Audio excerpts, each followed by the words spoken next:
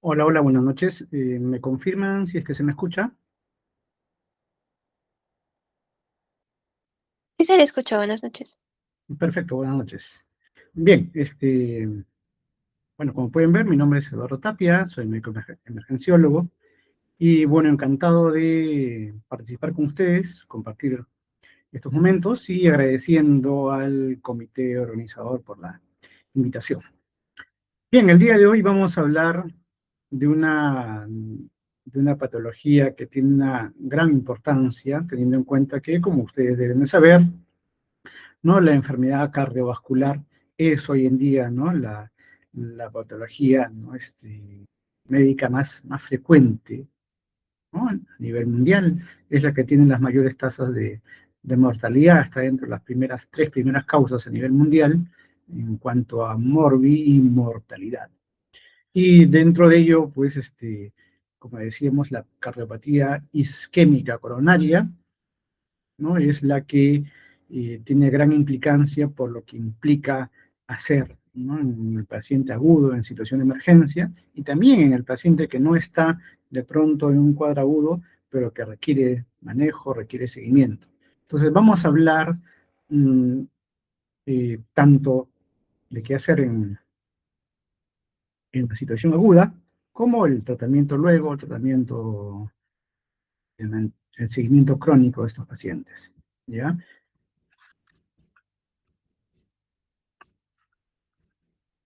Bien, queríamos empezar a ver, de repente, me gustaría para hacerlo esto un poco más, un poco más interactivo, me gustaría que puedan participar ustedes, ¿no?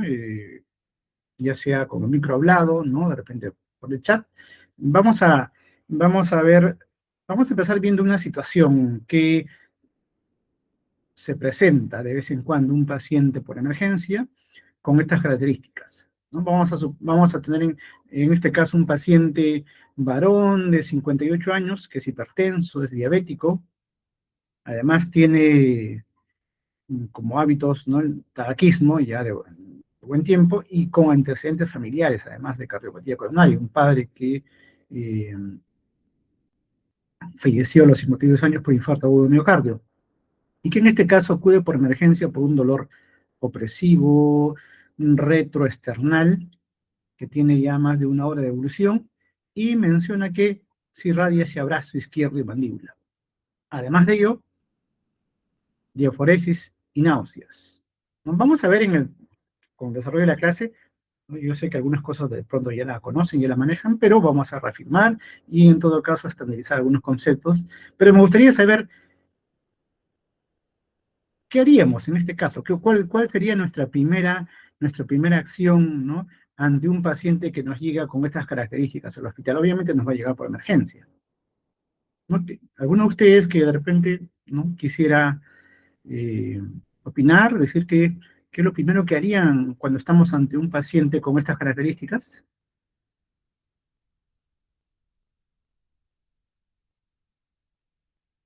¿No? Obviamente estamos con esta información inicial que nos da el paciente, vamos a de pronto preguntar algunas cosas más. Yo sé que si me dicen que viene por dolor, tengo que preguntar por todas las características, la semiología de dolor. Algo más de pronto, si tengo que empezar a evaluar algo que alguno de ustedes me eh, quisiera compartirnos, ¿qué es lo primero que evaluamos en este paciente? ¿Nada? ¿Ni una idea?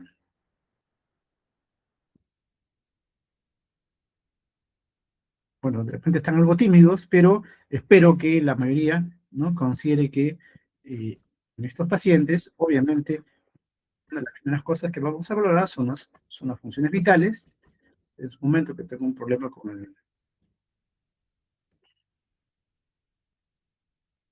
Y ahora sí. Eh, y resulta que este paciente estaba con las funciones que vemos ahí, ¿no? 148/92 de presión, 102 de frecuencia cardíaca, respiratoria 20, saturando 96. Tenemos que ajustar, obviamente, ¿no? Y tenemos que hacer nuestro examen eh, físico.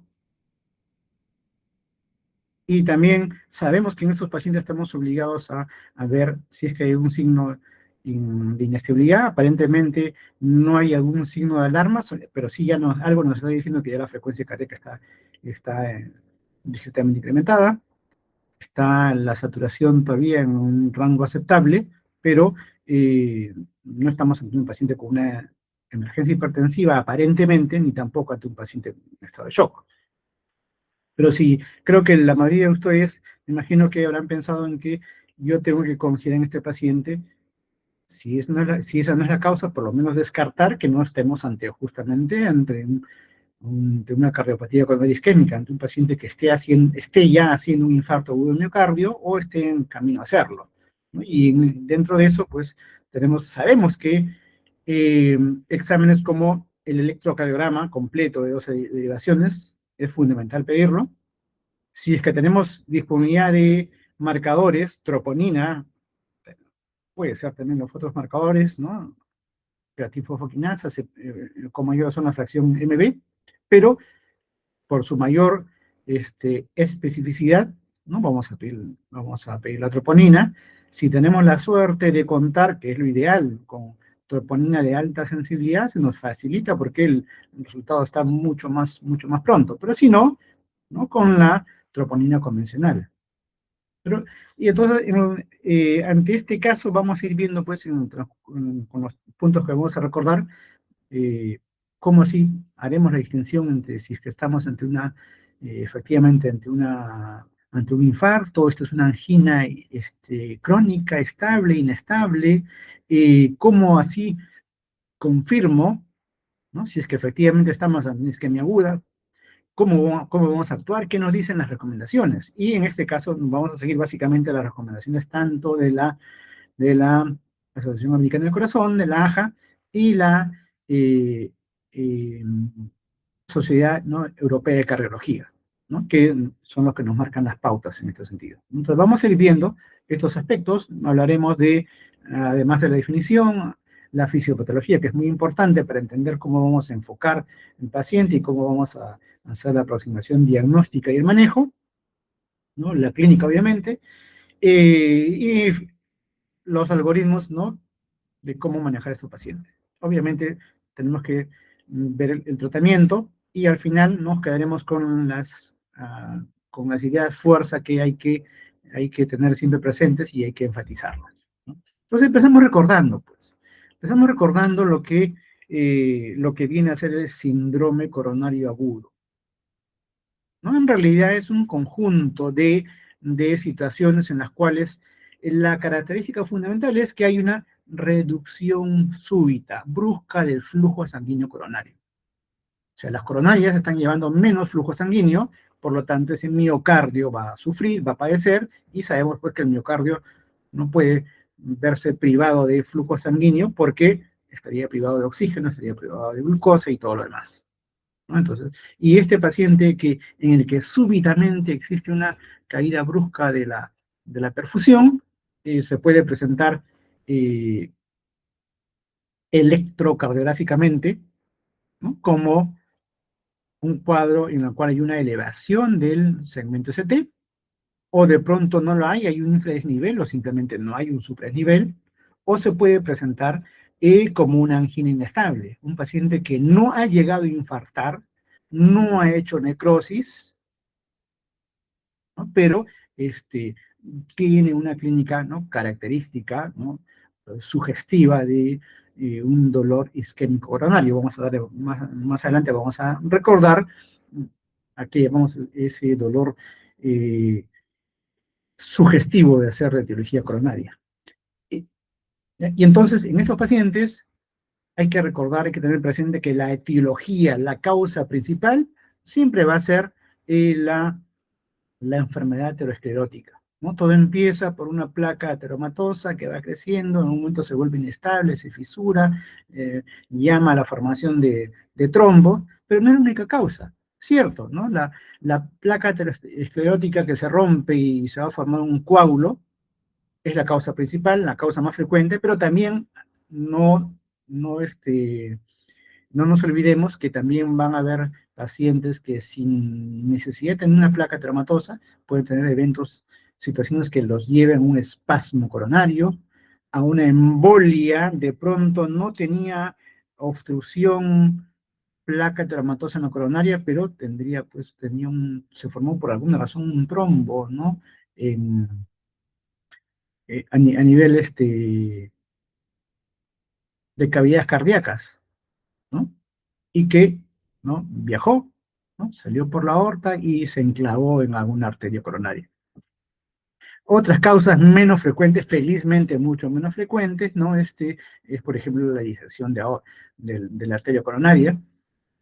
Y también tener presente que hay un tipo de infarto que se conoce, que está dentro de la clasificación de infarto, como el infarto de tipo 2, ¿no? Es aquel en la cual no hay enfermedad coronaria, pero acuérdense que para que haya infarto, finalmente lo que hay es un desbalance entre el oxígeno que requiere nuestro miocardio y el oxígeno que se le está dando, de lo que se le está proveyendo, ¿no?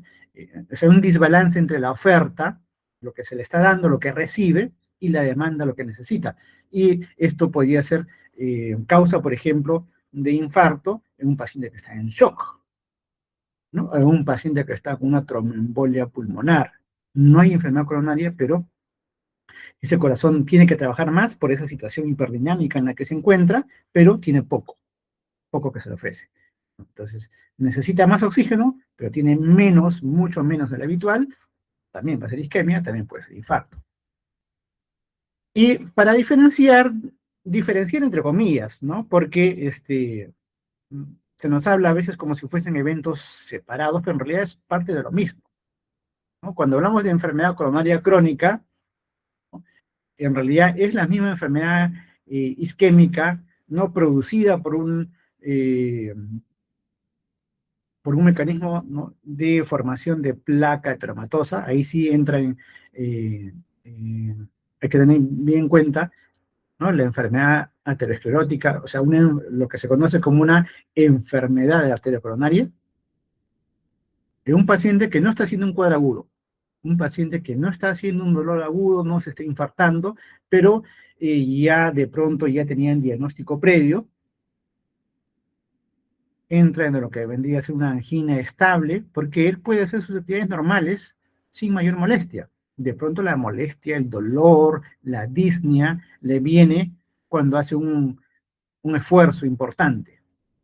O de pronto también es el paciente que ya hizo un infarto previo, es un paciente post-infarto o post-revascularización, ¿no? Ese paciente ya queda dentro del paciente coronario crónico. Tener en cuenta que el paciente que ha tenido infarto, esa placa, esa lesión, esa obstrucción que ha tenido a partir de una placa traumatosa y luego la formación de un trombo, no es la única lesión que tiene mucho más, ¿no? Solo que las otras pues serán me genera una obstrucción mucho menor del 50% que no requiere intervencionismo invasivo, ¿no? Pero sí seguimiento, ¿no? Y cuidados. O el paciente que decíamos, de pronto no hay enfermedad atraumatosa, pero por alguna razón puede tener eventos de espasmo coronario o de alguna disfunción microvascular, ¿no? Que va a terminar produciendo isquemia, ¿no? En este miocardio, incluyendo pacientes que van a ser asintomáticos. Y acá es bueno tener presente recordar los factores de riesgo, ¿no? Si ustedes recordarán, hay una serie de factores de riesgo desde la misma hipertensión, diabetes, o sea, las patologías crónicas más relevantes asociadas. También están obviamente las dislipidemias, ¿no? Fundamental, ¿no? Los valores de LDL, que es justamente la sustancia que se va a depositar en estas formaciones ateromatosas. Hábitos, ¿no? Como el tabaquismo, antecedentes familiares o el que tenga enfermedad renal crónica, esos son factores que se van sumando y que es importante tenerlos en cuenta, ¿no? Para la valoración del paciente, ¿no? Y ante la sospecha, ¿no? De que podamos estar ante una enfermedad coronaria.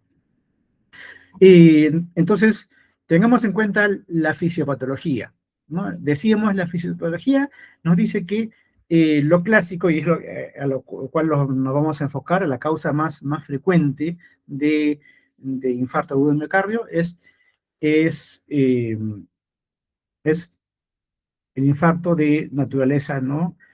Aterosclerótica. Un paciente que por diversas razones, diversos factores de riesgo asociados, ¿no? La hipertensión, el tabaquismo, la hiperglicemia, la dislipidemia, va a conducir esto a una disfunción del endotelio. Aquel endotelio sí, nuevamente es la gran estrella, ¿no? Ese endotelio que está trabajando mal, ¿no? Va a permitir que haya, ¿no? Acúmulo de lipoproteínas, ¿no? De baja densidad, ¿no? Colesterol de tipo LDL, ¿no? Y como vamos a hacer un esquema, luego esto poco a poco estos depósitos de LDL nos van aumentando, hay un intento de tratar de cubrir esa zona inflamada, hay proliferación de músculo liso, hay reclutamiento de monocitos, estos monocitos ante el, el acúmulo de LDL, ¿no? De tejido graso, ¿no? Van a empezar a llenarse de este material, ¿no?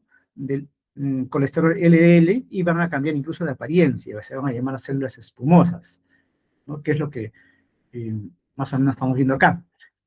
Vamos a ir desde una coronaria sana hasta una coronaria que por los diversos factores que estamos mencionando, hipertensión, diabetes, alcohol, tabaco, ¿no? Hiperglicemia, hipercolesterolemia, dislipidemia, empieza a acumularse pues acá, ¿no? Depósitos de LDL, ¿no? Estos monocitos cargados de LDL cambian de aspecto, se les va a llamar así, células espumosas. Acá hay una respuesta inflamatoria, ¿no? En todo lugar donde hay respuesta inflamatoria, tratamos de cubrir esa lesión, ¿no? Fibrosar, se empieza a formar depósitos, ¿no? Fibróticos, colágeno, ¿no? Que empieza a rodear esa zona de lesión, ¿no? A protegerla, ¿no? Entre comillas, a protegerla, o mejor dicho, a aislarla, pero si se dan cuenta, si esto continúa, el depósito sigue aumentando, y ahora estamos hablando de una arteria que ya está empezando a disminuir su luz, ¿no? Porque tengo algo acá que me está haciendo una masa y me está disminuyendo el calibre. Mientras esta capa fibrosa que me está encapsulando, ¿no? Este núcleo lipídico, sea, digamos, resistente, ¿no? Digamos, ahí lo tengo aislado, pero el problema es que si esto sigue creciendo, me va a empezar a obstruir cada vez más la luz de esta arteria coronaria, ¿no? Y si además de eso ocurre que de pronto esta capa fibrosa es muy delgada, ¿no? Ya se está hablando de, eh, de una capa, de una membrana vulnerable, ¿no? Una placa vulnerable, y, y que en cualquier momento de pronto puede fisurarse, puede romperse, y al fisurarse y al romperse ocurre lo que ocurre como cualquier otra fisura, solución de continuidad. Es como que nos estamos haciendo una herida dentro de la luz del vaso sanguíneo. Y ante una herida, una pérdida de continuidad, ¿qué va a ocurrir? Van a unir las plaquetas, ¿no? Van a tener que tapar este efecto y va a formar un coágulo, un trombo, y ese trombo, ¿no? En la medida que esto ya estaba obstruido, puede terminar obstruido parcialmente, puede terminar obstruyendo completamente o a niveles críticos y disminuir el flujo sanguíneo, ¿no? Entonces, vamos a ir desde una placa que inicialmente era estable, pero que cuando por alguna razón, ¿no? Se hace vulnerable porque es muy delgada o sufre alguna fisura, ¿no? Una ruptura, va a haber activación plaquetaria, como le decía, y si ocurre una obstrucción completa, ¿no? Nos va a llevar a un infarto completo de toda la pared de ese territorio, del territorio a cargo de esa arteria coronaria, ¿no? Y va a tener una traducción electrográfica que va a ser una elevación del segmento ST, O si de pronto es una disminución del flujo parcial o intermitente, ¿no? De pronto no va a ser un infarto total de la pared, de pronto podría ser un infarto parcial, ¿no? O subendocárdico, o llevarme a un estado de isquemia, que si no lo soluciono, igual el desenlace final puede ser finalmente un infarto. Entonces, ante esa posible, ¿no? Evolución natural, si se quiere, ¿no? De esta lesión, ¿no? Hay que tener presente siempre las consecuencias. Las consecuencias que vamos a tener es que si tenemos un miocardio que no cumple su función porque hay necrosis, ¿no? Va a perder pues su capacidad contráctil. Si hay dañado tejido de conducción, vamos a tener inestabilidad eléctrica y con el tiempo, ¿no?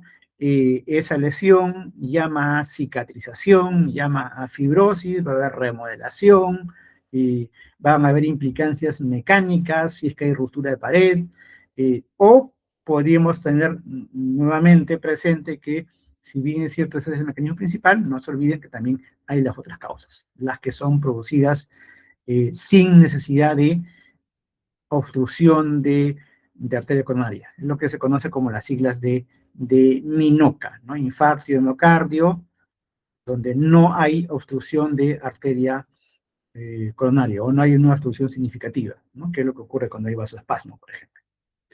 Entonces, esta era nuestra arteria sana, nuestra coronaria sana. Esto es nuestra coronaria con una placa ateromatosa que podría ser de una capa, una membrana fibrótica de mayor espesor, pero esta es muy delgadita. Esta es una capa, ¿no? Es una placa vulnerable. Cuanto más delgada es, más propensa es, más fácil es de que se fisure, más fácil es de que se rompa, y entonces va a empezar como esto, ¿no? Va a empezar como una fisura que llama a la formación de trombo, pero para esto ya teníamos pues un vaso sanguíneo en el cual poco a poco habíamos tenido la formación de una placa lipídica, una placa ateromatosa, y ojo que esto es un proceso que dura años, no se produce de un día para otro. Lo que sí se produce súbitamente es esto de acá, ¿no? La ruptura y la formación del coágulo. Y que, como decíamos, ¿no? Va a tener una serie de consecuencias, ¿no? Repercusiones clínicas. Y si lo vemos, ¿no? Nuevamente acá, esto sería una obstrucción parcial, esto sería una obstrucción completa. Las obstrucciones completas nos van a llevar a una, eh, a un cese total del flujo sanguíneo a un determinado territorio, ¿no? Hay un territorio que de pronto va a ser exclusividad en cuanto a irrigación de ese vaso sanguíneo que está ocluido, que está obstruido por completo, y definitivamente ese territorio, ¿no? Se va a infartar en su totalidad, todo el espesor. Eso es lo que se conoce como infarto transmural y que se manifiesta en el electrocardiograma por la elevación del segmento ST. En cambio, los infartos parciales, ¿no? En el electro no lo vamos a ver como un superdesnivel, al contrario, vamos a hacer un infradesnivel, o podríamos también tener una inversión de la onda T, una T negativa y simétrica. ¿Ya? Eso es una de las primeras cosas que hay que tener en cuenta. Obstrucción completa, parcial, ¿no? Obstrucción completa nos puede llevar a un infarto ST elevado. Obstrucción parcial, no, ya no es transmural, acá será subendocárdica, se manifiesta electroradiográficamente por un infradesnivel o una T negativa. Ya que hemos empezado a ver los cambios que van a haber en el electro, nos interesa, ¿no? Tener en claro cuáles son esos criterios, ¿no? Para decir que estamos ante una elevación del ST. No va a haber tiempo, ¿no? Para que hablemos de cada una de las derivadas, pero sabemos que tiene que estar bien claro nuestro entendimiento de que las diferentes derivaciones del electrocardiograma nos dan información de cierto sector, cierta cara de la pared miocárdica, ¿no? Si yo sé que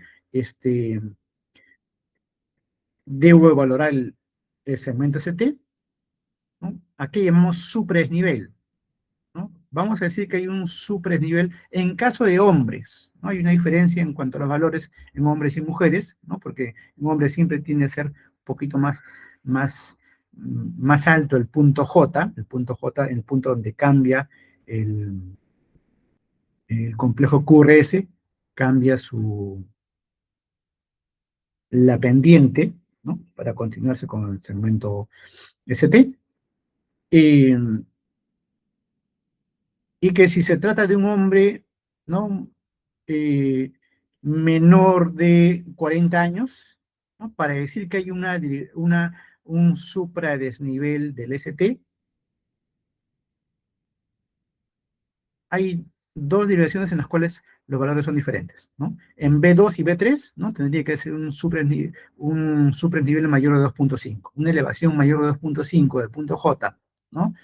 Eso es lo que vamos a considerar positivo para supradesnivel en pacientes menores de 40 años, ¿no? Y si son mayores de 40 años, ¿no? 2 milímetros en B2 y B3. Y en todas las demás derivaciones, suficiente con 1 milímetro, ¿ya? Y en caso de mujeres, ¿no? 1.5 milímetros de elevación para B2 y B3, y para las demás también 1 milímetro. Eso tenerlo presente. Entonces, esto es en el paciente agudo, ¿no? Pero si tenemos el paciente que se encuentra estable, me refiero a que no está haciendo un cuadro agudo, habíamos mencionado que estos pacientes pueden o no tener, ¿no? Placa ateromatosa, ¿no? Y ahí vienen pues diferentes variedades, ¿no? Lo que se llama también endotipos, ¿no? Desde tener una oclusión fija, ¿no? Ya conocida, ¿no? Pero estable, ¿no? Porque la capa fibrosa, ¿no? Lo está aislando, no lo hace vulnerable, ¿no? Y tiene pues eh, no provoca una obstrucción mayor al 50%. O sea, no es una lesión crítica, ¿no? Como para producir no dolor torácico, ¿no? Y espontáneamente le permite hacer sus actividades normales a este paciente. Pero sin embargo, tener presente que cualquier situación en la cual aumente la demanda de oxígeno, ¿no? Sí podría ser que aflore la sintomatología, ¿no? Cuando el paciente hace esfuerzos, o también tener presente, ¿no? Situaciones que reducen la oferta de oxígeno, ¿no? Pacientes que tengan, además de pronto, ¿no? De la estenosis, que sufran vasoespasmo, o que tengan problemas como anemia, ¿no? Si yo ya tengo un, una oferta disminuida y eso le añadimos una anemia severa, ¿no? La posibilidad de llevarle oxígeno de manera adecuada a ese miocardio disminuye tremendamente, la oferta de oxígeno disminuye. Antihipoxemia no es igual una neumonía, ¿no? O alguna otra patología respiratoria, no tiene la misma implicancia en el paciente que no es coronario versus el paciente que sí lo es, ¿no? Este paciente ve reducida críticamente su oferta de oxígeno, por lo tanto va a ser cuadro de dolor anginoso. Pero ¿cómo vamos a reconocer? Entonces, en qué casos, cuándo vamos a sospechar que mi paciente me está haciendo un, un evento agudo, ¿no? Isquémico coronario? Para empezar, siempre va a estar la clínica, las manifestaciones clínicas. Hemos escuchado, hemos leído muchas veces, ¿no? De esa descripción del dolor isquémico típico, ¿no? Es ese dolor que es opresivo, retroesternal, que inicia súbitamente, que se puede irradiar hacia el brazo, la mandíbula, cuello, dura más de 20 minutos, y no se alivia pues completamente ni con el reposo, ni con la nitroglicerina, o con nitratos, por ejemplo, ¿no? Además, puede ir acompañado de signos neurovegetativos, diaforesis, náusea, disnea, o signos mayores, arritmia, síncope. Esto es lo clásico, lo típico, lo del libro, pero todos los pacientes no vienen así, ¿no? Tenemos pacientes más frecuente en adultos mayores, por ejemplo, más frecuente en diabéticos, también en damas, tanto en mujeres, adultos mayores y diabéticos, es más frecuente que de pronto el paciente no venga con ese dolor clásico, de repente no tiene mayor dolor así opresivo rotacional, de repente, de pronto viene solamente por disnea o fatiga, que no le encontramos razón de ser porque no ha hecho mayor esfuerzo. O un malestar, un disconfort epigástrico, o simplemente dolor en mandíbula o espalda o en brazos, pero sin un dolor torácico, ¿no? Característico. Incluso hay los que hacen alguna isquemia silente, sin dolor. Mucho cuidado acá, pacientes diabéticos. No nos olvidemos que hay un concepto también, el de equivalentes anginosos. Es el paciente que no presenta dolor, pero disnea, palpitaciones, presíncope o síncope, ¿no? Se desmayó o estuvo a punto de desmayarse. Entonces, esas son, por ejemplo, situaciones de presentación atípica, ¿ya? O sea, no todo el paciente viene como lo dice, como lo describe clásicamente el libro. Adultos mayores pueden venir sin ese dolor característico, de pronto solamente vienen con disnea o signos neurovegetativos. Náuseas, vómitos, parece una indigestión, un malestar, un disconfort, ¿no? Epigástrico. Ahora, si el paciente ya ha tenido un evento, un evento agudo,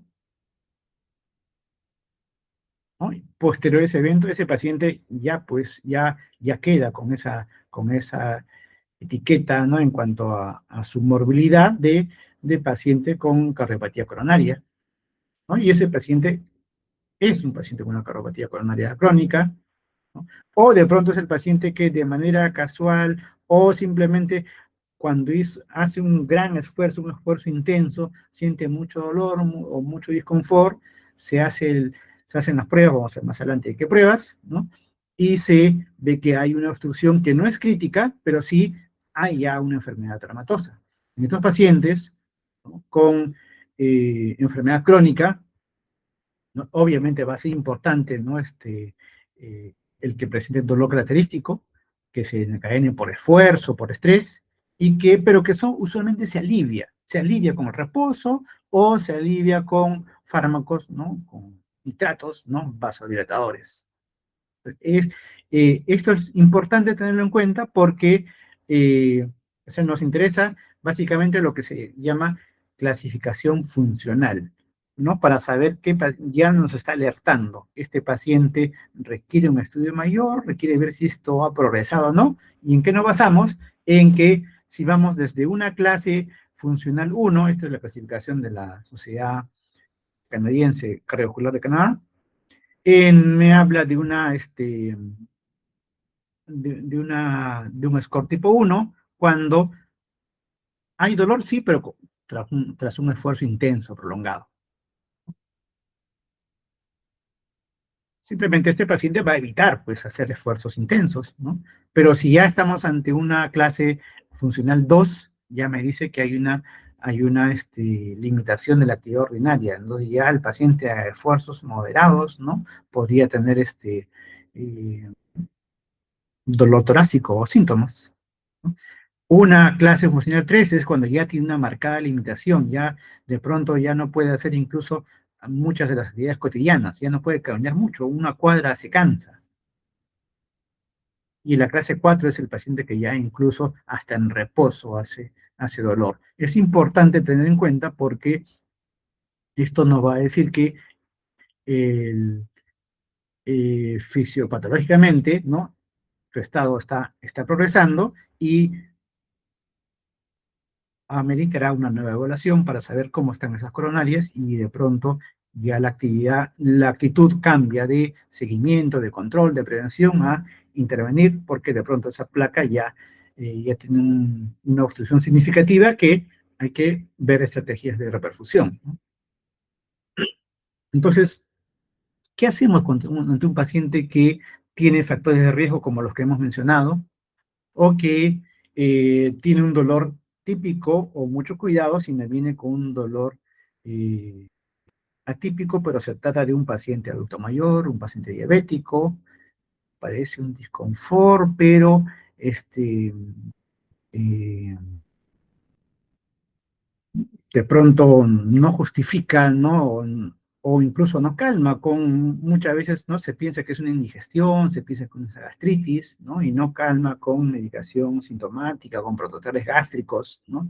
Y entonces, eh, tengo que ver qué más está pasando. Obviamente, si viene, pues, con un dolor típico, ¿no? Clínicamente, debo de pensar en la posibilidad de que esté ante un evento coronario y debo de ser muy dirigido con mi examen, con mi anamnesis. Obviamente tengo que ver cómo están las funciones vitales.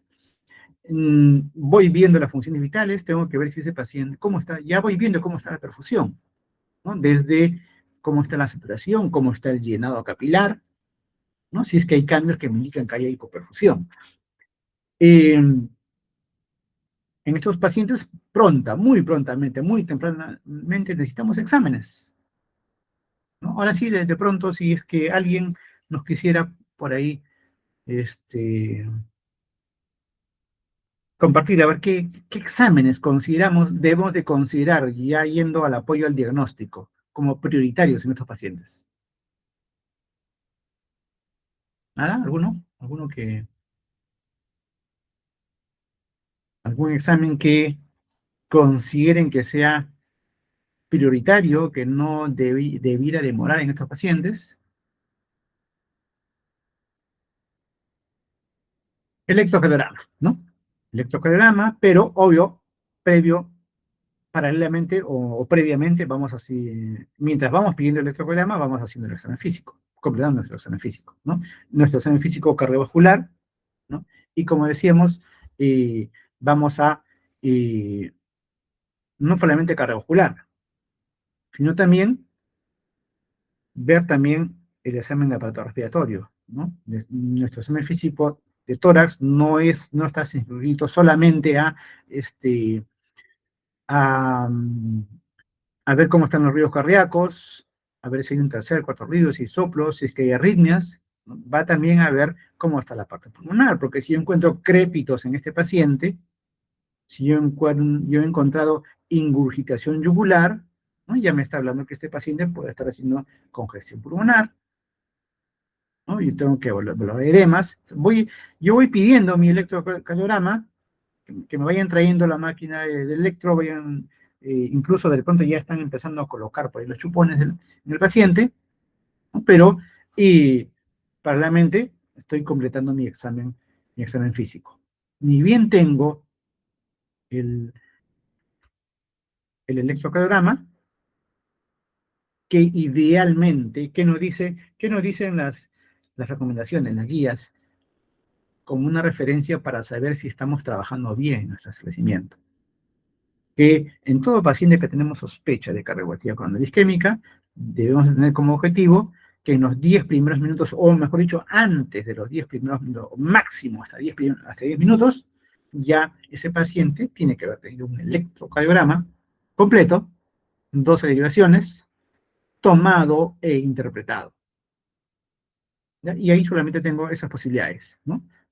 Identificar si hay una elevación del ST, o hay un infradesnivel o una T negativa, o de pronto es un electro normal, o hay algún otro cambio, ¿no? Que también sea equivalente, ¿no? A un ST,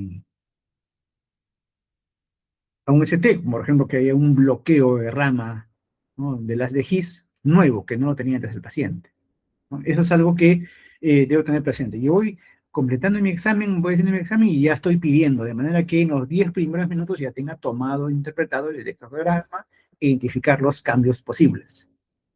¿Qué otra cosa, ¿Qué otro examen tengo que pedir prontamente? Va a depender también de que lo tengamos, ¿no? Esto es lo que se recomienda, lo ideal, si estamos en un lugar en donde tenemos todo. Pero muchas veces de pronto nos va a tocar trabajar en un lugar donde no tenemos todo el alcance, ¿no? O no necesariamente tenemos que tener una troponina de alta densidad. Las guías nos dicen que debemos de eh, eh, tener disponible, ¿no?, pruebas de troponina de alta sensibilidad. Tiene la ventaja de que me da mucho más tempranamente, ¿no? Me puede detectar la elevación eh, de las troponinas séricas en el paciente. Es mucho más sensible, por eso se llama de alta, de alta sensibilidad. Entonces eh, yo tengo que ir pidiéndola ni bien he tenido la sospecha diagnóstica. Y si no tengo las de alta sensibilidad, las convencionales, las que todavía seguimos utilizando en muchos lugares, ¿no?, o en la mayoría de establecimientos en nuestro país, pero yo sé que de pronto, ¿no?, ante un paciente, como vamos a ver más adelante, que tenga un segmento ST elevado, no necesito tener el resultado de la troponina para tomar una decisión. Pero como decimos, si tengo una alta sensibilidad, tengo la ventaja de que me voy a tener muy, pero muy tempranamente. Entonces, tomo el electro en los 10 primeros minutos, tomado e interpretado. Y decíamos tres posibilidades, ¿no? Elevación del ST, me está diciendo que hay una obstrucción completa, ese paciente está haciendo un infarto transmural, todo va a ser un infarto, está haciendo un infarto de todo el espesor de la pared del territorio comprometido, o tiene un infradesnivel o una T negativa, me está hablando de una lesión, una isquemia subendocárdica parcial, no es todo el espesor, o de pronto tengo un electrocardiograma sin cambios, ¿no? Sin cambios ni supra ni infradesnivel, pero tengo manifestaciones clínicas. Y ojo, hemos dicho que este paciente con un supradesnivel, esto me está hablando de injuria, esto me está hablando de obstrucción completa. En este paciente no necesito tener resultado de troponina para tomar una decisión. En cambio acá, ¿no?, Eh, inicialmente no lo voy a manejar todavía como un infarto, pero estoy obligado a pedirles, ¿no?, eh, troponinas, y porque luego me puedo dar con sorpresas, ¿no? De que a pesar de que eh, no tengo un supranivel, pero de pronto las troponinas me salen positivas. Me dicen que ese paciente sí está llegando a ese infarto, ¿no? Y por lo tanto también eh, eh, debo tener en consideración, debo tener presente que es un paciente que tiene también urgencia por la terapia de reperfusión pronta, ¿no? Y en estos pacientes en los cuales el electro está normal, pero por algo llegó el paciente, por clínica, en esos pacientes, de todas maneras, estoy obligado a hacerle un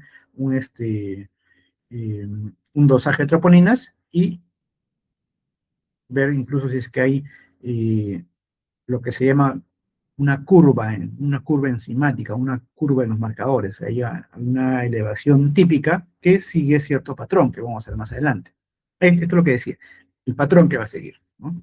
Usualmente, tanto la CPK total, la CPKMB o la troponina tienen, eh, cuando se hace el dosaje en sangre,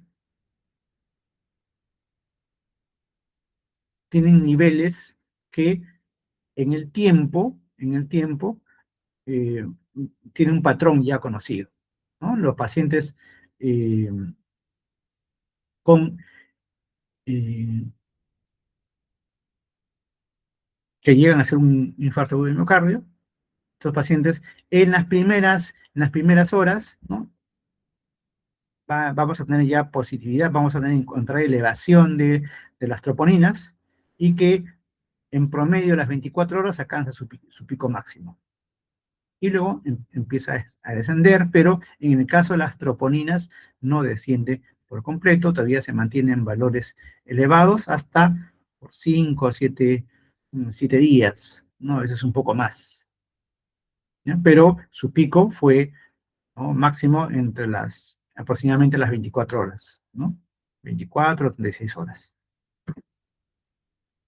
Eso, eso es importante tener en cuenta porque, como decíamos, de pronto puede tener un paciente que me salió con troponinas positivas, elevadas, por encima del valor normal, pero de pronto es un paciente que tiene insuficiencia renal, ¿no? Él maneja valores diferentes. En él tengo que hacerle pruebas seriadas, por lo menos 3, ¿no? Para ver si es que me hace una curva que me está diciendo que ahí está haciendo una elevación aguda, un evento agudo. Porque si todo el tiempo se mantiene elevado, ¿no?, o es un paciente que ya tiene ya algunos días, que está en su cuarto o quinto día post-evento, o es un paciente renal de pronto que maneja, ¿no?, valores más altos, pero me interesa saber igual cómo se comporta en el tiempo los dosajes, en este caso de troponina, ¿no?, para ver si es que hace lo que se llama una curva, ¿no?, una curva dinámica. Eh, entonces, estos son los exámenes primordiales para ir apuntando en la cardiopatía coronaria, ¿no? El electrocardiograma y las enzimas, CPK total o CPK-MB, más específicamente las troponinas. Pero como decíamos, con esto ya puedo tener claro ante qué situación estamos. Estamos ante un infarto o no ha llegado a ser isquemia, eso lo llamamos angina, ¿no?, angina inestable. O estamos en la otra situación en la cual el paciente de pronto no me sale negativo las enzimas, el electrocardiograma no es concluyente, pero es un paciente que ya ha tenido historias de clínica de dolor. De pronto podemos ampliar estudios, no está haciendo un evento agudo, pero sí es bueno saber cómo están esas coronarias, para, cómo está esa función miocárdica. Para la función miocárdica, una de las cosas, uno de los exámenes que me va a permitir con mayor prontitud, obviamente, si es que lo tenemos disponible, es un ecocardiograma, para ver cómo están nuestras arterias coronarias. Si bien es cierto, por mucho tiempo, no, lo definitivo ha sido hacer una angiografía que es invasiva, pero si tenemos disponible, se puede hacer una angiotomografía, ¿no?, una angiotomografía coronaria, y tiene una buena, es de gran ayuda. O también hay otras pruebas ya funcionales, ¿no?, para ver viabilidad miocárdica. Hay un paciente que ya infartó y de pronto quiero saber qué tanto tejido, qué tanto miocardio, qué tanto miocardiocito rescatable tiene ese paciente, por lo tanto se hacen otras pruebas, ¿no? Se hacen eh, pruebas de medicina nuclear, ¿no?, para ver cómo está la funcionalidad o cómo está la vitalidad de ese tejido miocárdico. Si es que valdría la pena, por ejemplo, hacer una reperfusión quirúrgica, un bypass aortocoronario. Entonces, esto es lo que las imágenes que me pueden dar una ecografía, ¿no?, que es un procedimiento invasivo que se hace mediante cateterismo cardíaco. Obviamente hay que tenerlo disponible, ¿no?, y hay que tener el equipo, tanto humano como en cuanto a instrumental, ¿no?, equipamiento, ¿no? Pero no necesitamos ser tan invasivos, porque si tenemos disponible una angiotomografía coronaria, ¿no?, también es posible visualizar, ¿no?, lesiones, ¿no?, sin necesidad de haber llegado a ser eh, tan invasivo, ¿no? Es la ventaja que nos ofrece, y cada vez con mayor resolución las imágenes de angiotomografía coronaria. Pero ¿cuál va a ser nuestra ruta diagnóstica? Entonces, tenemos un paciente, historia clínica compatible, hago mi examen físico, electro de 12 derivaciones completo, en menos o máximo 10 minutos, tomado e interpretado. Si efectivamente el electro me dice que estamos ante un infarto con elevación del ST o un síndrome coronario con elevación del ST, ese paciente inmediatamente, lo más pronto posible, necesita reperfundir. Necesita abrir ese vaso cerrado, ¿no? Devolver la irrigación a ese miocardio que está sufriendo. Eso se llama terapia de reperfusión. Y la terapia de reperfusión, solamente hay 3 formas de hacer terapia de reperfusión. Se hace rompiendo el coágulo con fármacos fibrinolíticos, se hace con procedimiento, ¿no?, mediante cateterismo, ¿no?, angioplastía, o se hace de manera quirúrgica, bypass ortocoronario. Obviamente, en una situación aguda de emergencia, tendría solamente las 2 primeras posibilidades, ¿no?, por lo general, ¿no? O fibrinólisis o angioplastía, ¿no?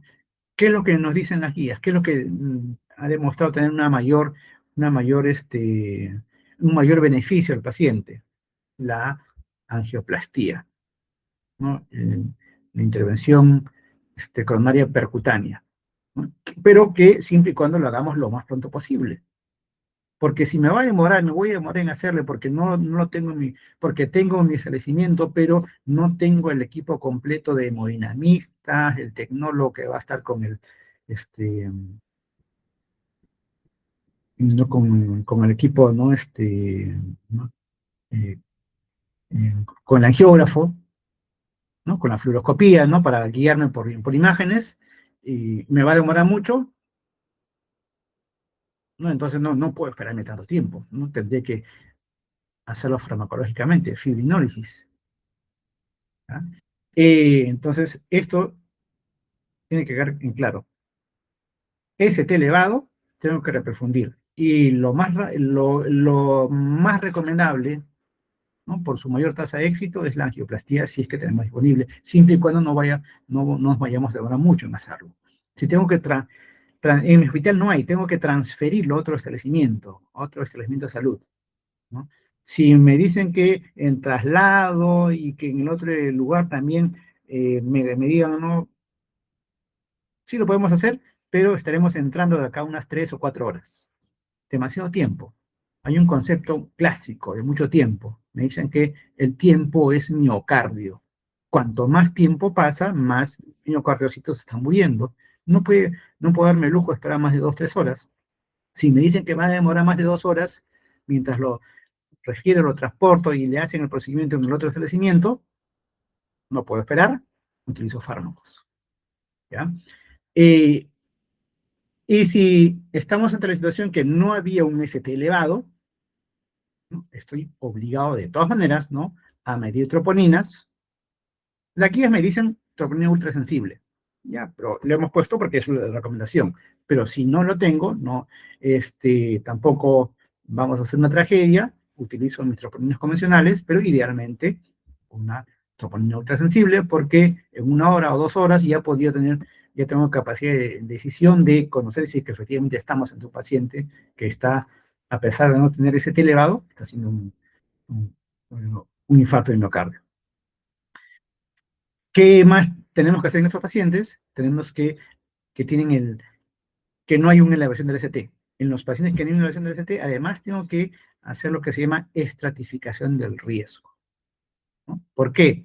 Si bien es cierto, la prioridad para angioplastía, para reperfundir, es el paciente con ST elevado, pero si mi paciente eh, no tiene una elevación, un supradesnivel, o incluso me puede salir negativa, ¿no? Me salen negativas las troponinas, tengo que ver si este paciente tiene alto riesgo, es un paciente con clínica y alto riesgo. Hay scores, ¿no? Uno de ellos es, por ejemplo, el score Grace, que me establece puntajes, ¿no? Y de acuerdo con ello, yo establezco si estamos ante un paciente de muy alto o de alto riesgo, ese paciente necesita de todas maneras, ¿no?, cateterismo, ¿no?, temprano.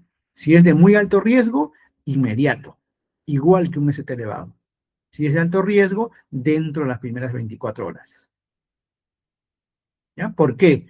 no ha infartado, pero es alto riesgo, porque el score, el GRACE me evalúa una serie de variables y da puntajes, ¿no? Eh, Desde funciones vitales, o sea, variables clínicas, electrocardiográficas, laboratorio, eh, y, y con puntajes eh, en el nivel de muy alto riesgo. Eso requiere cateterismo inmediato, no porque me permite identificar que de pronto ese paciente sí tenía una lesión crítica y en ese momento se tomará la decisión que amerita colocar un dispositivo, un stent. Entonces, muy importante la estratificación del riesgo en el paciente en el cual no le hemos encontrado ST elevado o eh, me sale incluso con troponinas negativas, pero me está haciendo clínica compatible.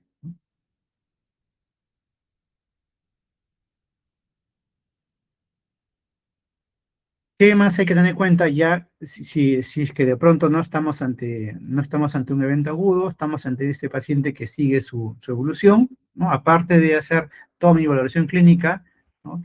Ese paciente eh, habrá que ver si es que efectivamente comprobar,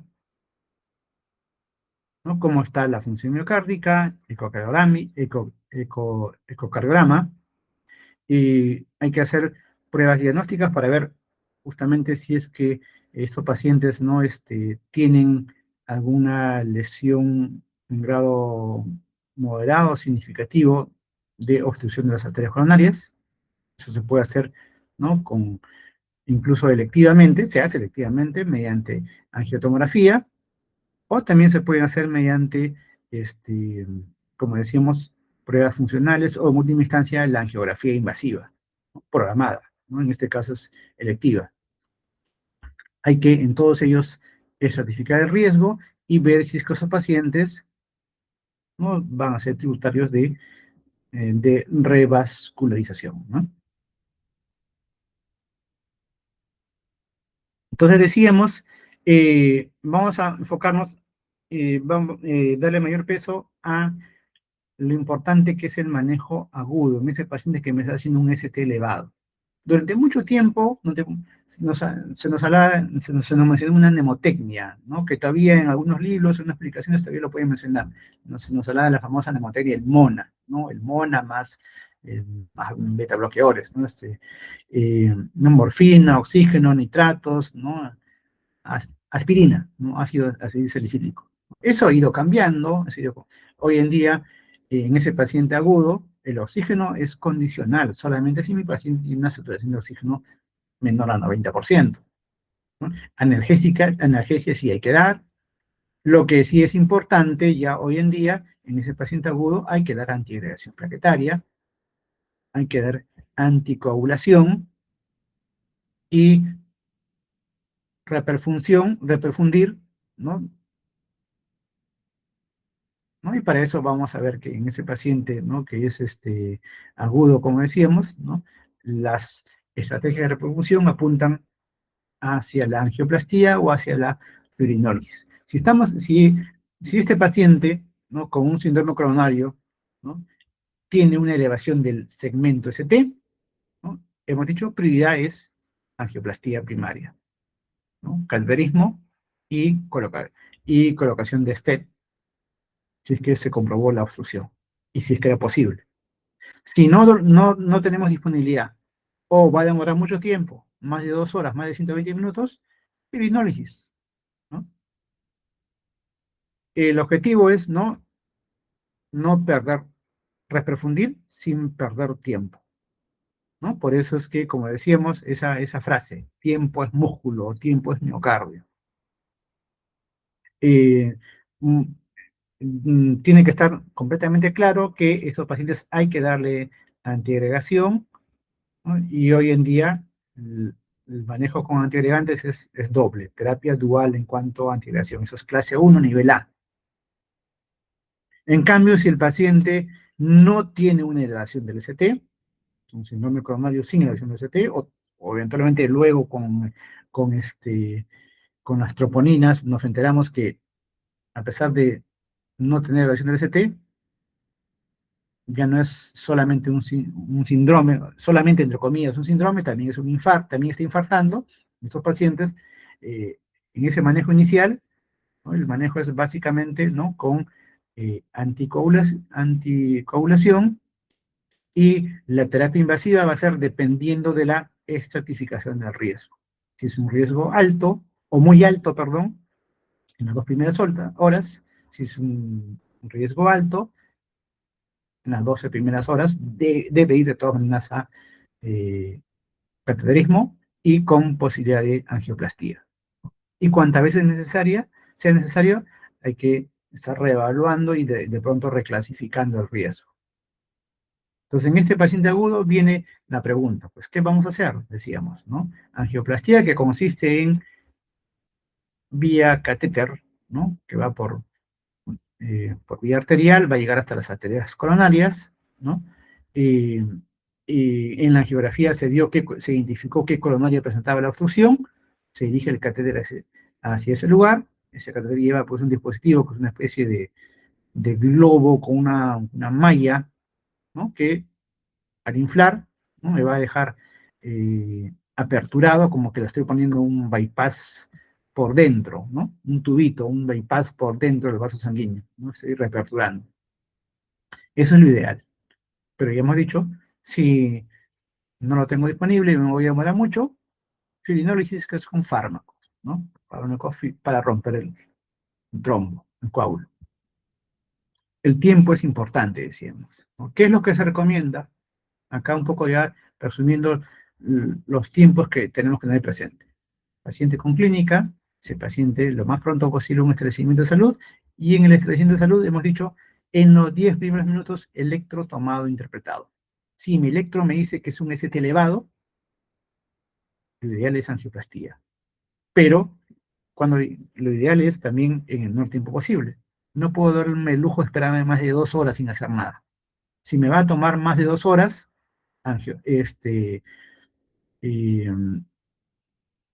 voy a irme a fibrinólisis, ¿no? Si me va a tomar menos de 2 horas, menos de 120 minutos, ¿no?, excelente, ¿no? Idealmente dentro de los primeros 90 minutos debe estar ya pasando, ¿no?, la guía, ¿no?, aperturando esa coronaria obstruida, ¿no? Si estamos en un centro que tiene el seguimiento, que sí tiene la posibilidad, que sí tiene intervencionismo, igual no cambia los 10 primeros minutos para tener el electro tomado e interpretado, pero acá debemos apuntar a ser más eficientes, ¿no? Porque puesto que lo tengo todo, ese paciente en menos de 60 minutos ya debería estar, ¿no?, con la guía del catéter, ¿no?, llegando a ese territorio, ¿no?, obstruido, a esa arteria coronaria obstruida. O sea, reperfusión, el paso de la guía por la zona obstruida en los primeros 60 minutos, ¿no? Cuanto más tiempo nos demoramos, más miocardio está muriendo. ¿Qué más? Estos pacientes requieren terapia farmacológica, ¿no? Hemos hablado, está completamente claro que ya no es solamente aspirina, tiene que ser una terapia dual, ¿no? Ácido desinsalicílico más inhibidores, ¿no?, de los receptores P2 y 12, ¿no? También son antiagregantes, pero en este caso los P2 y 12, ¿no? Si bien es cierto, durante mucho tiempo, y hasta ahora tenemos todavía disponible, se usa todavía el clopidogrel, ¿no? Se prefiere, ¿no?, ¿no?, por su mayor tasa de éxito, el ticagrelor o el prasugrel, haciendo algunas salvedades. Por si acaso, también es cierto que hay eh, un riesgo algo mayor en cuanto a posibilidad de sangrado, ¿ya? Doble integración.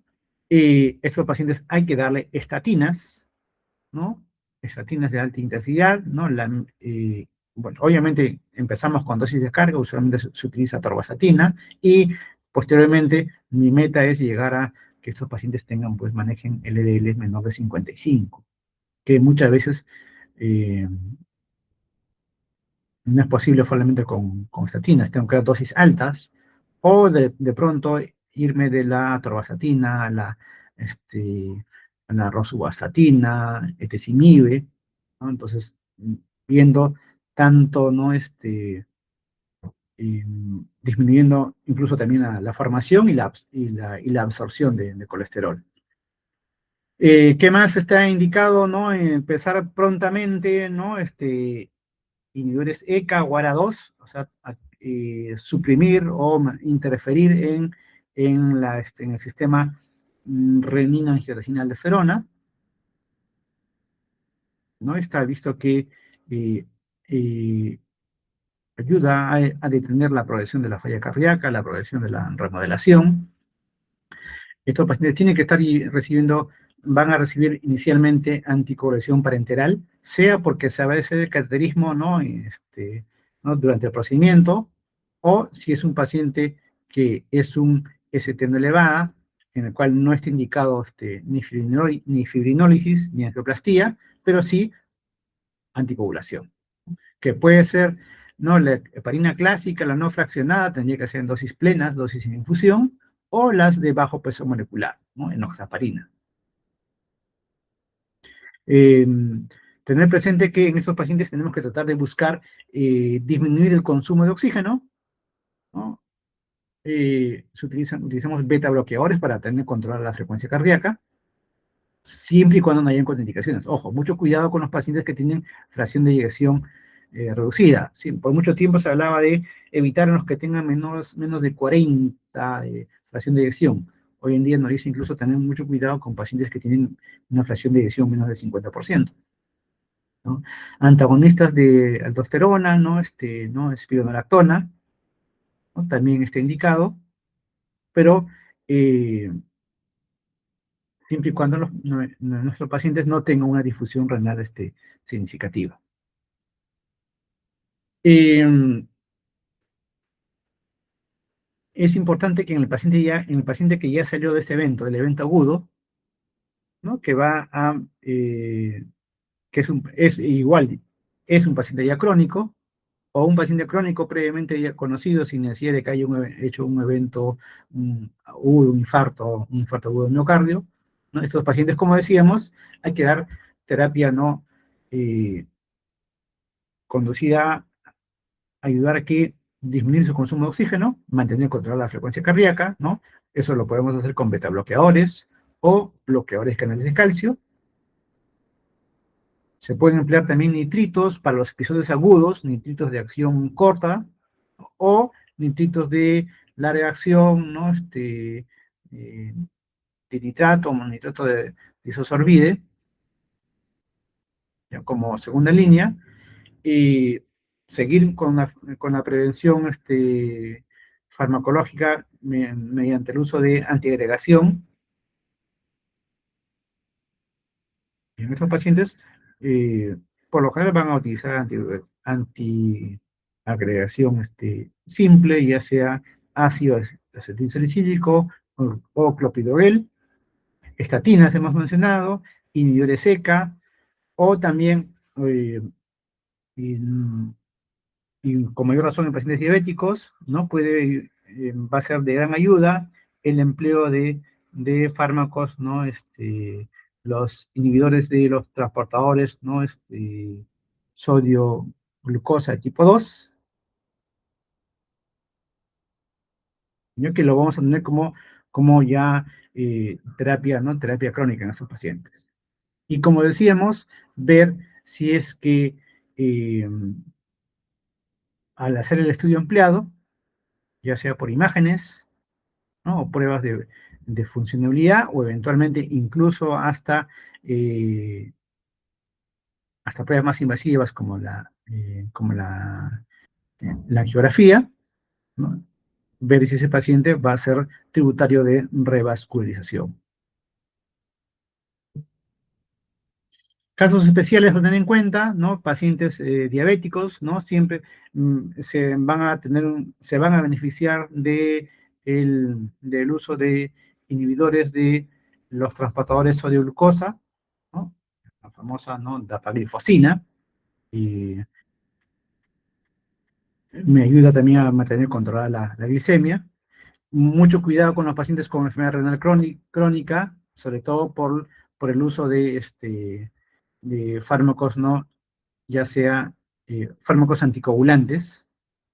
Ya tengo que tener mucho cuidado de eh, eh, sobretratar o también darle un infratratamiento, ¿no? Tengo que tener mucho cuidado con el mayor riesgo de sangrado que podría tener, ¿no? En adultos mayores, ¿no? Pacientes demasiado eh, con comorbilidades, pacientes frágiles, como decimos, ¿no? Hay que muchas veces individualizar, hay que valorar el riesgo de sangrado. En pacientes de sexo femenino, así como pacientes diabéticos, no se olviden que hay las formas atípicas. No nos olvidemos, no dejamos de lado los cuadros que son menos frecuentes, pero que pueden ir sin tener obstrucción, pero pacientes que pueden hacer estenosis, pacientes que pueden tener puentes intramiocárdicos, ¿no? Que eh, desencadenado por una actividad física mayor, ¿no? Pueden hacer eh, desbalances entre la oferta y la demanda de oxígeno. Valorar siempre el riesgo hemorrágico, ¿no? O pacientes que tengan contraindicaciones para recibir terapia, ¿no? Eh, con fármacos anticoagulantes, ¿no? Recordando el caso que mencionamos al inicio, ¿no? Habíamos hablado de este paciente, 58 años, ¿no? Hipertenso y diabético, que venía con dolor típico, y que le encontramos, ¿no? Diaforético, si bien es cierto, no tenía cambios significativos, ¿no? En la auscultación cardiopulmonar, se le hace un electrocardiograma de 12 derivaciones, y, a ver, veamos, a ver, esto es lo que encontramos. A ver acá, algo que que les llame la atención, ¿sí? ¿Alguien se atrevería por ahí a ver? No, tranquilos, no estamos dando examen, no estamos evaluando a nadie, pero estamos haciendo el ejercicio, ¿no? Algo que les llame la atención en el trazado,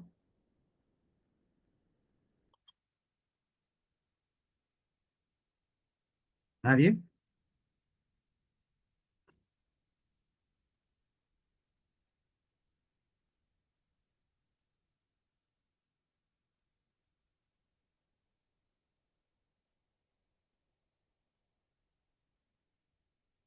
¿sí? Algo que se pueda ver, por acá si alguien está escribiendo algo, sí, alguien vio algo en B2, ¿cierto? Vamos, ST elevado y onda Q patológica, sí, de acuerdo, muy bien, Aremis, Margaret también, de acuerdo. Y si se dan cuenta, no solamente es en B2, vamos a ver un ratito.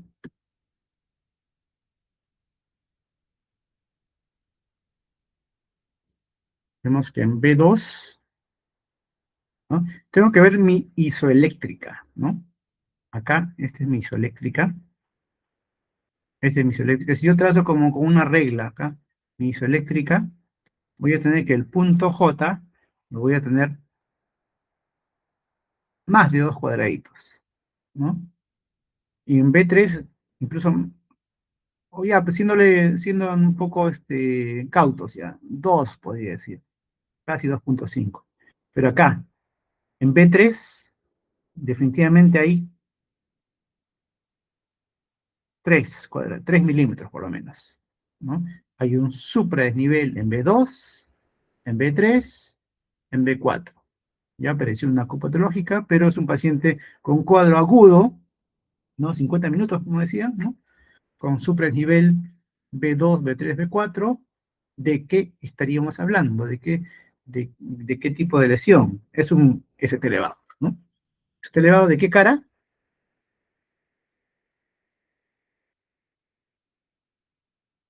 ¿Se acuerdan? ¿Cómo es? ¿Cómo B1, B2, B3, B4, B5, B6?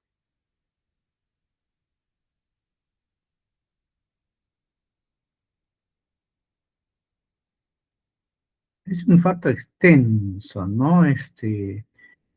Básicamente cara anterior, ¿no? Cara anterior, ¿no? Yo me atrevería a decir que es anteroseptal, ¿no? Anteroseptal, y se acuerdan que si era, si era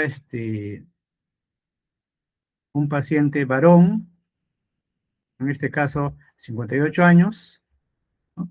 Con 2 milímetros era suficiente. Y acuérdense que en las demás derivaciones, ¿no? 1 milímetro. Si yo me rijo por eso, ¿no? Acá puedo encontrar que hay un supra de 1 milímetro en B1, ¿no? También cumple con el criterio. O sea, es un infarto extenso, ¿no? Anteroseptal extenso. Ya.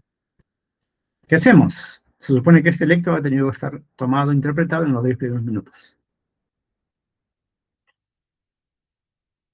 Pregunta, a ver, le tomamos troponinas, o me dicen que no tengo la ultrasensible y las troponinas van a demorar, ¿no? 2 horas en este resultado. ¿Qué dicen? Nos esperamos el resultado y ya podemos ir haciendo algo.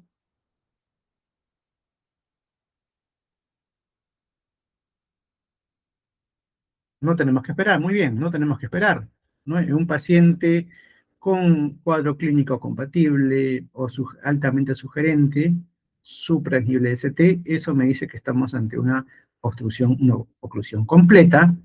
Ese paciente requiere terapia de reperfusión lo más pronto posible. Y la indicación, como sabemos, es, ¿no? Si es que tenemos disponible, angioplastía. Si no, va a ir a firinólisis si no lo tenemos, o si es que va a demorar mucho, ¿no? Le pude haber tomado las troponinas y ya después nos va a dar resultado, pero eso no debe retrasar, ¿no? Mi tratamiento. Obviamente, previo, ¿no? A ello, ni bien llegó ese paciente, lo cargamos, ¿no? Dosis de carga, usualmente utilizamos 300 miligramos de ácido acetilsalicílico, ¿no? Igual que de 300 a 600 miligramos de clopidogrel, que somos dosis de carga de atorvastatina, y si mi paciente va a cateterismo, ya los hemodinamistas se encargan de la anticoagulación durante el procedimiento, eso lo hacen con heparina, ¿ya? Y si no, nosotros empezamos nuestra firinólisis. Y lo demás es la terapia coadyuvante, siempre y cuando no esté contraindicado, ¿no? Y inhibible seca, ¿no? Beta bloqueadores, como decimos, siempre y cuando no tenga contraindicación. Y luego ese paciente, pues, acordarnos que ahí no acaba todo. Nuestros pacientes, además de ello, van a tener que luego, pues, hacer su seguimiento correspondiente, hay que ver cómo está la función miocárdica, porque de todas maneras, eh, por más que hayamos intervenido tempranamente, siempre hay un territorio que llega a morir, hay miocardocitos que se llegan a perder, ¿no? Tenemos que ver cómo está la función miocárdica, seguimientos con el cardiograma, ¿no? Pruebas de esfuerzos, ¿no? Controles seriados, ¿no? Pero ya de manera, ¿no? De manera ambulatoria.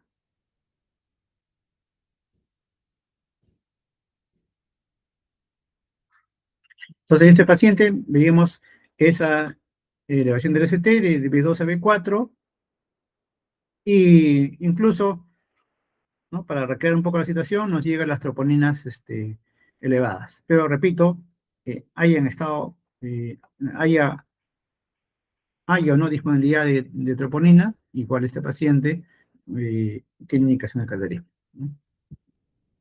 Pues, ¿qué habíamos que hacer? Inmediatamente activar, ¿no? El protocolo para reperfusión.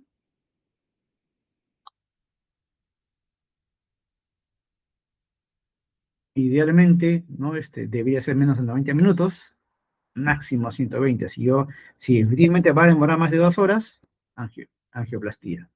No nos olvidemos, hay que dar doble antiagregación, anticoagulación parenteral durante el procedimiento, las estatinas, beta bloqueadores.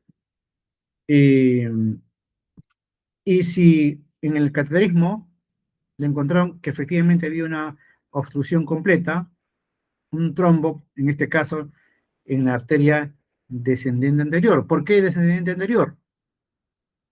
¿No? No se olviden que era anterior, cara anterior, ¿no?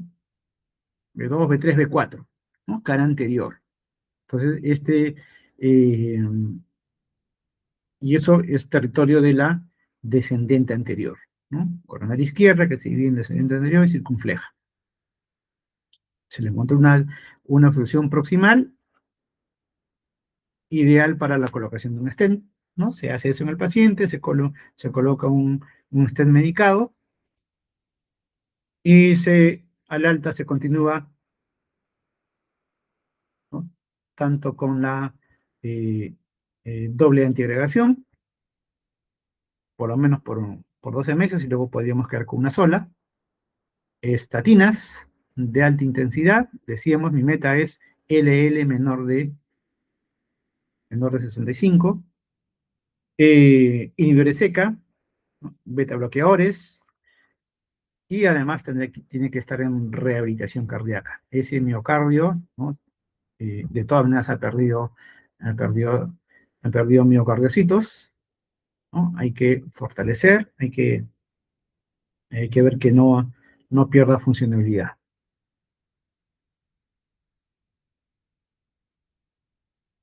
Y no nos olvidemos de siempre incidir en controlar los factores de riesgo. Hay factores de riesgo que no los vamos a modificar, definitivamente, no va a cambiar, pues el sexo masculino no va a cambiar, ¿no? El que sea hipertenso y diabético no va a cambiar, es hipertenso, es diabético, pero sí la puedo controlar. Podemos controlar la enfermedad, podemos manejar la dislipidemia, podemos manejar los estilos de vida. Sé que ese paciente haga mayor actividad física, que no sea completamente sedentario, que mejore lo que es la dieta, ¿no? La llamada dieta mediterránea, o simplemente, ¿no? Hacer un seguimiento también nutricional, y prevención secundaria, ¿no? De por vida. Ya no nos olvidemos que él tuvo una lesión que encontraron, crítica, que produjo obstrucción, pero ese paciente no tiene una sola lesión. Esa enfermedad es de todo el sistema vascular, de tener muchas otras que están en estadios iniciales, incipientes o intermedios, que si no hacemos prevención secundaria, no controlamos factores de riesgo, esas lesiones menores al 50%, pueden ser de 20 a 30, van a seguir progresando y no vamos a llegar a que en algún momento van a, van a volver a producir la obstrucción que se produjo en esta arteria que ya se solucionó. No nos olvidemos que en realidad es uno solo, ¿no? El síndrome coronario agudo y la enfermedad coronaria crónica es lo mismo, es lo que se conoce como enfermedad, ¿no? Arterial coronaria. Es lo mismo, que empezó a partir de una placa traumatosa. Sí, hemos dicho que también hay otras causas, pero lo más frecuente, la causa más frecuente es la que estamos mencionando, la producida por enfermedad traumatosa, placa inestable, formación de trombo, conclusión completa de un paciente que ya tenía una, una lesión crítica,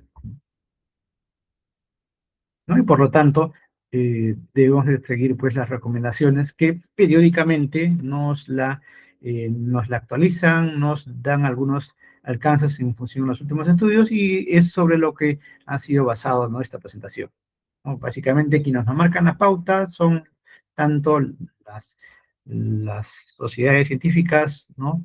Que tienen eh, que nos hace sus actualizaciones periódicas. Hablo de de la Asociación Americana del Corazón, de la Sociedad Europea de Cardiología, la AJA, la ESC, ¿no? Cuyas guías, ¿no? La actualizan periódicamente, ¿no? Las últimas son de 2025, y, y hacer pues un manejo, ¿no? Oportuno, pero también buscando también la prevención del paciente. Hacer un manejo integral, no solamente el momento agudo, sino previniendo de que no haga lesiones posteriores, ¿no? Mensajes finales, ya hemos dicho, tiempo es músculo, no puedo demorarme mucho. Eh, es cierto que si mi paciente no es un mesete elevado, debo saber valorar las troponinas, pero las troponinas tengo que ver, no me basta con una sola medida. Tengo que ver si hacen la curva típica, o lo que se llama una curva dinámica. Pacientes en los cuales no es un ST elevado, igual hay que valorar riesgo. Hay escalas como la escala de Grace, riesgo muy alto, menos de 2 horas, también es indicación de cardiorritmia, ¿no? Alto en las 12 primeras horas, ¿no? La terapia, hemos dicho, ¿no? Desde los inhibidores ECA o fármacos que intervienen o ARA2, ¿no? En el sistema renina-angiotensina-aldosterona, beta-bloqueadores, inhibidores ECA, ¿no?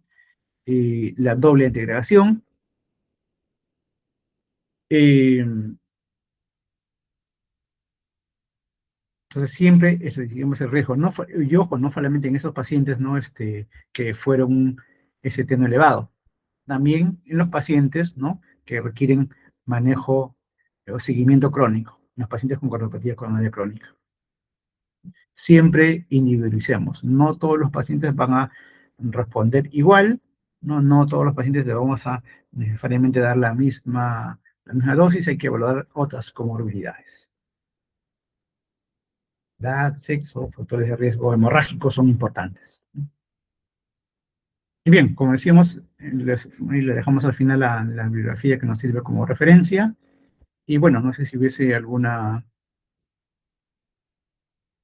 pregunta, algo que de repente, o algún comentario, algo que quisieran ustedes ampliar.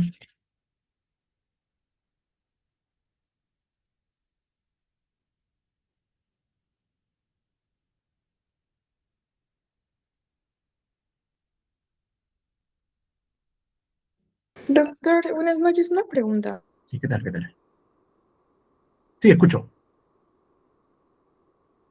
Una duda que tenía, por ejemplo, en temas de COE en emergencia, cuando un paciente está con hipotensión, hipertensión, em, en ese caso de, por ejemplo, el ABCD, hemodinámicamente está mal. Entonces, igual usaríamos fármacos para poder bajar la hipertensión o subir la hipotensión. ¿O eso se dejaría para el último? Porque hay algunos doctores que dicen que es mejor dejarlo al último porque puede que el paciente tenga una reacción alérgica o algo por el estilo. Muchas gracias por la pregunta, es una muy buena pregunta. Eh, sí, pues es que en realidad pues nos faltaría mucho más tiempo para hablar, ¿no? De ese tema o de estos temas, ¿no? Obviamente el ejemplo que les poníamos acá es de un paciente que llegaba pues normotenso, pero sí, vamos a tener el paciente que de pronto nos llega en el contexto de una emergencia hipertensiva. Ese paciente que llega con una emergencia hipertensiva porque está con niveles muy elevados de presión arterial y con un cuadro coronario, yo tengo que manejar esa hipertensión. Yo tengo que manejar la hipertensión y esa hipertensión la tengo que manejar con fármacos, pues, como una emergencia hipertensiva, con fármacos endovenosos. Y ahí va muy bien, calza muy bien el uso de nitratos de acción corta. Estamos hablando de nitroglicerina. La nitroglicerina me sirve por su efecto vasodilatador, ¿no? Como antihipertensivo, y por su efecto vasodilatador coronario me sirve también para mejorar el flujo, la perfusión coronaria. Vamos a manejar en estos pacientes, ¿no? Eh, la presión arterial. Si mi paciente está hacia el otro lado, ¿no? Si el paciente está hipotenso, yo tengo que dar, ¿no? ¿No? ¿No? Soporte farmacológico a ese paciente hipertenso. Probablemente vamos a necesitar, idealmente, podríamos necesitar incluso de dobutamina, si tiene un bajo gasto cardíaco, pero para eso tengo que estabilizar presión arterial. Vamos a utilizar noradrenalina, ¿no? Pero yo sé que ese paciente con mayor razón es prioritario de, de hemodinamia, si la tenemos disponible. Ese paciente, y ojo, otra cosa más, el paciente que va a recibir fibrinólisis, ¿no? Porque no tenemos disponible angioplastía, ese paciente estoy obligado a controlar la presión arterial. Yo no puedo dar fibrinólisis si mi paciente está volando con la presión arterial, porque si mi paciente está con una presión no arterial por encima de 200, 210, el riesgo de sangrado, el riesgo de hemorragia, ¿no? Es alto en pacientes con hipertensión no controlada, a los que les voy a dar fibrinólisis. Está contraindicado si es que no he controlado la presión arterial. Lo mismo que si tenemos una presión baja. Podemos poner otros ejemplos, ¿no? Yo sé que, ojo, yo voy a evaluar mi ABCD, ¿no? Si yo tengo una saturación de oxígeno, ¿no? En 95, 96, no necesito darle oxígeno.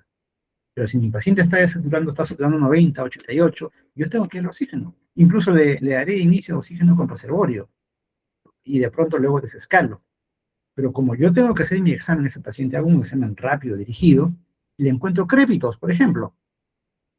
Ese paciente con infarto o con síndrome coronario está saturando 90, 92%, 88%, y en el examen hay crépitos, hay crepitantes, ¿no? Ese paciente me está haciendo una falla cardíaca, ¿no? Yo lo voy a manejar con nitratos, yo tengo que, ese paciente si no está en un edema agudo de pulmón, por lo menos yo sé que tengo criterios para hablar de congestión pulmonar, veré cómo está, me ayudo también de la clínica, veré cómo está, si está ingurgitado o no, tendré que utilizar diuréticos de pronto, ¿no? Pero sin perder el norte de que ese paciente, si es un ST elevado, yo le voy a dar todo ese manejo, toda esa terapia coadyuvante, ¿no? Los nitratos, ¿no? Diuréticos si está haciendo edema agudo de pulmón. Igual el equipo de hemodinamia se está preparando para entrar en menos de 2 horas o menos de 90 minutos idealmente para hacer el cateterismo. Sí, lo tenemos que hacer y tenemos que manejar las demás, tenemos que buscar la estabilización hemodinámica del paciente.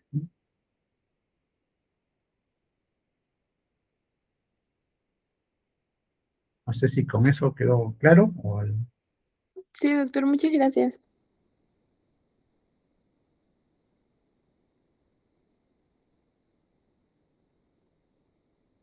Ay, sí. Doctor, una pregunta.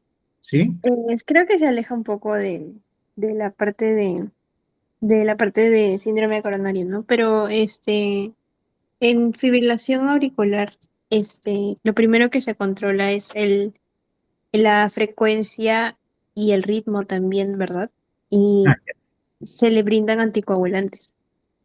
Es una mm, pregunta un poquito alejada, pero ya, quería saber. ni tan alejada porque acuérdate que cuando mencionamos que esos pacientes, las consecuencias de esa obstrucción coronaria es que me va a hacer pues problemas de motilidad, luego de una cardiografía, pero también me puede hacer arritmias. O ya la tenía el paciente o puede desencadenar una arritmia.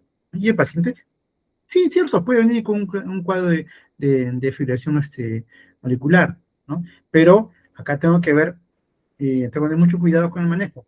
Acuérdense bien que en todo paciente con arritmia, ¿no? Yo tengo que ver, eh, una de las primeras preguntas que me hago es si esa arritmia, en el caso de si un ataque de arritmia, es estable o inestable. ¿No? Yo tengo que identificar, ese angosto, ancho, aproximarme a qué tipo de arritmia estoy, pero una de las primeras preguntas de cajón es estable o inestable, ¿no? Si mi paciente es una arritmia inestable porque me está haciendo isquemia, me está haciendo edema agudo de pulmón, o me está haciendo falla cardíaca, acuérdense que el manejo es con cardioversión eléctrica, ¿no? Cardioversión eléctrica sincronizada. Pero si no tiene esos criterios de inestabilidad, ¿no? De pronto va a ser con fármacos por vía venosa. En la fibrilación auricular siempre se procura primero manejar la frecuencia, ¿no? Hacer betabloqueadores o antagonistas, siempre y cuando no haya contraindicación. Y si no es ello, en última instancia nos vamos en manejo antiarrítmico propiamente, en este caso el fármaco en nuestro medio disponible es amiodarona, ¿no? Pero siempre, sobre todo en pacientes crónicos, ¿no? el objetivo es controlar la frecuencia, no desesperarnos por volverlo a ritmo sinusal, pero sí tener en valor controlar la frecuencia cardíaca. Y puede ser parte, se puede presentar conjuntamente como parte del evento coronario. Manejo la arritmia y lo voy preparando para el cateterismo. Igual.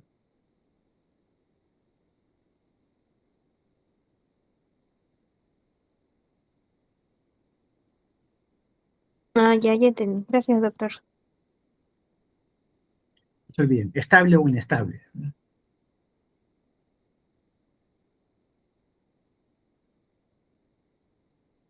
Ah, sí, lo cargo, ¿no? La dosis de carga es lo que llamamos, ¿no? Al inicio, ¿no? Con la doble antiagregación, ¿no? La atorvastatina, que ojo, que no es, la atorvastatina no es porque vayamos en ese momento a normalizarle su dislipidemia, su LDL, ¿no? La atorvastatina se ha visto que tiene un efecto, ¿no? Vasodilatador, ¿ya? Y y lo vamos a utilizar de inicio y luego yo sé que sabemos que se va a quedar por mucho tiempo, independientemente de si tenga o no tenga hipercolesterolemia. Pero sí, vamos a utilizar las famosas dosis de carga.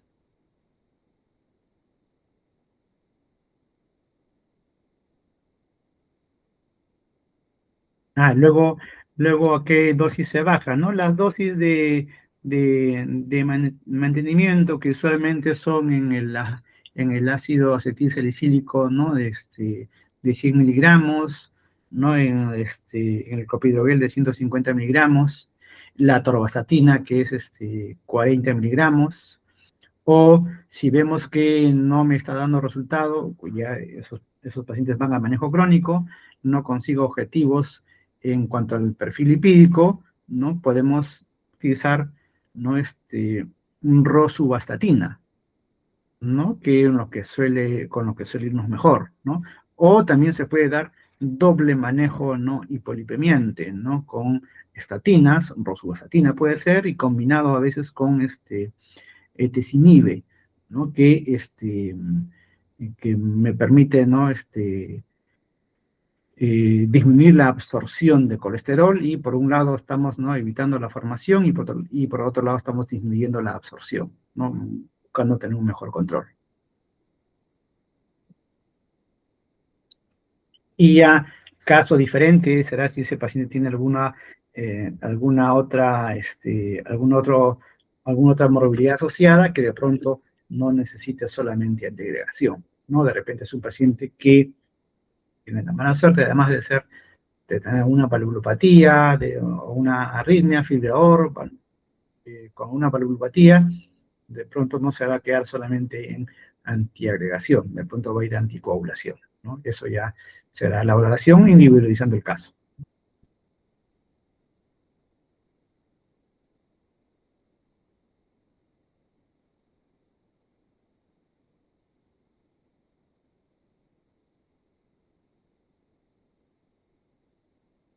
Y si hubiese alguna pregunta más, si no, agradecer a ustedes por su atención. Yo sé que, ¿no? Sé que creo que la mayoría de ustedes están en exámenes, ¿no? Y a pesar de eso han hecho un eh, pequeño esfuerzo por darse un tiempecito, ¿no? Lo cual siempre es de elogio, ¿no?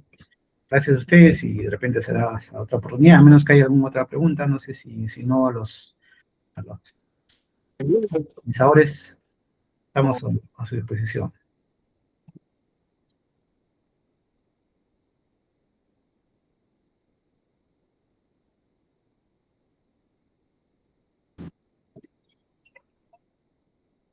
Ah, ¿ves?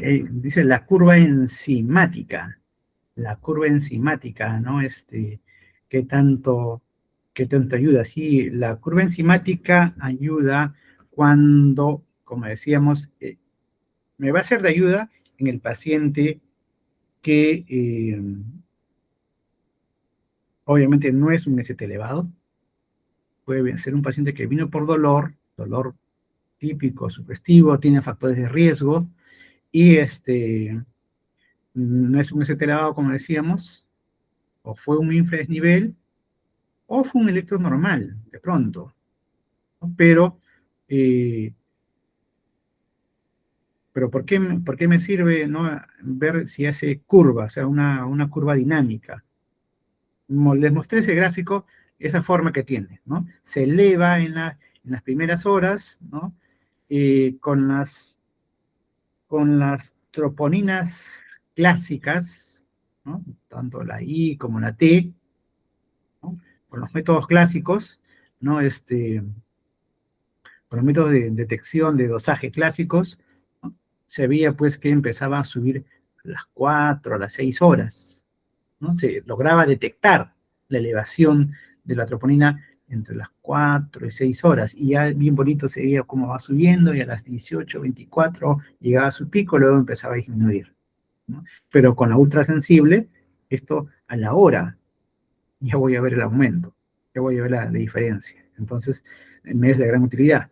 Pero lo de la curva viene además por el hecho de que cuando a veces tenemos pues el paciente que de pronto nos llega porque tiene un dolor que no es persistente, eso es el paciente que ha estado como hace 4 o 5 días, con el dolor que viene y se va, una típica, ¿no?, angina inestable, ¿no?, que no me sale ese elevado, y me dice que en estos 4 o 5 días, ¿no?, a veces estaba en la casa, caminaba un poco, o caminaba una cuadra y le venía un dolor muy intenso, y hasta tenía diaforesis, ¿no?, y le duró unos 20 minutos, 30 minutos, tomó un Isorovide, le calmó, reposó, y luego le volvió a repetir, y hace 2 días estuvo así como casi toda la mañana, ¿no?, que tenía que estar prácticamente en reposo absoluto, ¿no? Y le hacemos un dosaje, y resulta que nos sale que las troponinas ya están elevadas, las troponinas, ¿ya? Y de pronto me sale que la CPK, la creatinfosfoquinasa, me sale normal, imagínense. ¿Cómo interpretaríamos que alguien que me salga eh, la troponina elevada y la CPKMB, ¿no?, normal? Yo tengo que saber el comportamiento de la curva de enzimas, como la curva de troponina, que quería mostrar ese gráfico. Bien, la CPKMB es un paciente que no ha habido repercusión, lo natural, lo que está en líneas punteadas, ¿no? En el caso de la CPKMB es el paciente que, en verde, ¿no?, en el ciclo habitual, normal. Mira, se eleva en las primeras horas, ¿ya? A las 18 horas, entre las 12 y 18 horas, alcanza su pico máximo, y luego empieza a bajar. Luego empieza a bajar, y al segundo día casi se ha normalizado. Al tercer día que prácticamente se ha normalizado. ¿Qué pasa si ese paciente está que hace como 4 o 5 días, parece que me da, que no le da, a veces está mal? No estoy seguro si es que tiene un evento, si es que... Y le encuentro unas ondas Q patológicas, un QS. Ese paciente ya infartó. ¿Cómo sé si ese infarto es antiguo, de hace mucho tiempo atrás, o es el que lo ha hecho en estos días? Si yo le tomo una troponina le tomo la troponina y me sale elevada, no tan elevada, y las encuentro ahora elevada, a las 4 o 6 horas, está un poco más bajo, pero siempre elevada. O sea, sí, está en valores, no por encima de lo normal, muy por encima de lo normal, pero descendiendo, pero no se normaliza. Y 4 o 5 días puede ir alto, todavía no se normaliza. En cambio, la MB me sale normal. ¿Cómo lo interpreto esto? Es un paciente que ya tiene 4 o 5 días del evento, ¿no? ¿Por qué? Porque ya se normalizaron las CPKMB, ¿no? Ya se normalizaron las CPKMB. En cambio, la troponina me va a seguir saliendo elevada por lo que ya dijimos. Me puede salir elevada hasta por 5 o 7 días.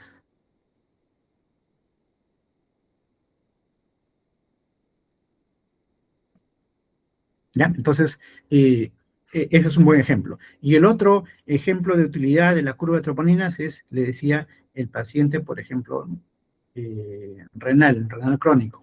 Yo le tomo una primera troponina, me va a seguir elevada. No es que necesariamente se esté infartando ahorita. Tengo que ver la curva, porque si estoy seguro que es un evento agudo, si pienso que es un evento agudo porque el dolor lo presentó hace pocas horas, ¿no? Por más que partamos de una troponina elevada porque es renal, su depuración es menor, me tiene que hacer curva. Igual tiene que elevarse. O su piso y su techo va a ser mayor, no va a ser el de un paciente que no tenga falla renal, pero tiene que hacer curva.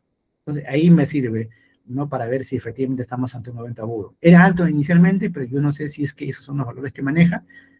Si efectivamente hace un evento, tiene que hacer elevación a las 24 horas y tiene que caer, empezar a disminuir, pero mantenerse elevado por 4, 5, 7 días. ¿No? Y esa es la utilidad de la troponina.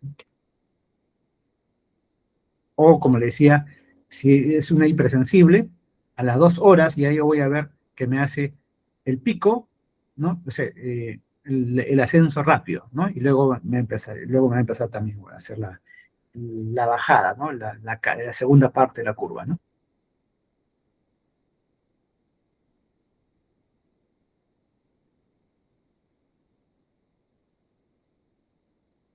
Bien, entonces, no sé si hay algo más, creo que ya no. Muchas gracias, doctor, por la increíble ponencia. Me pido una disculpa si no he podido contestar rápidamente. Justo tal cual, estábamos saliendo de un examen final. Sin embargo, muchas gracias por el tiempo, por la increíble ponencia, en serio. Y bueno, aquí de parte de nuestra corporación y también de las demás sociedades aliadas que también representan este congreso, un más sensible agradecimiento, en serio. Gracias a ustedes y bueno, pues será hasta otra oportunidad y No, sí, claro que sí. sigan disfrutando de la carrera que ustedes recién están empezando, les tiene un largo camino y espero que sea de éxito. Muchas gracias, doctor. Nos vemos entonces, chao, hasta la próxima. Hasta luego. Chao, chao.